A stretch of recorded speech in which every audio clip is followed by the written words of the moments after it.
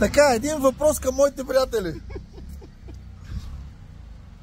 Слушате ли внимателно? Да, бе, как? В една едноетажна къща стените отвънка всичките са жълти. Отвътре всички са жълти. Покрива са го боядисали жълт. Какъв цвят са стълбите? Жълти? Защо? Да си отива? Не. Защото и те са насрани. Не. Не. Абе, не. Давай, чакам отговора. Не мога да отговоря. Няма логика. Как така няма логика? Има логика. Дай жокер. Значи, вие не слушате въпроса. Слушам. Пак повтарям. Така. В една едноетажна къща. Отвънка стените са жълти. Така. Отвътре са жълти. Така. Покрива е жълт.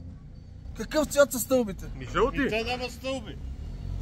Тя е едноетажна. Само той го знае. Ама той защото е дилгяр, бе, човек. Той е ми 20 години това е Значи не работил. слушаш въпроса, бе. Верно ли си? Едноетажна къща. Кои стълби, бе, брат? Значи голям си, поздравления само за твоя колега. бе. Голям си, бе. Валя, голям си. Казвам ти. Вало. Той ти подсказа. Ама аз подсказвам, не слушаш въпроса. Значи сега трябва само ти ама черпиш кафе, защото не позна. Черпа веднага. Айде.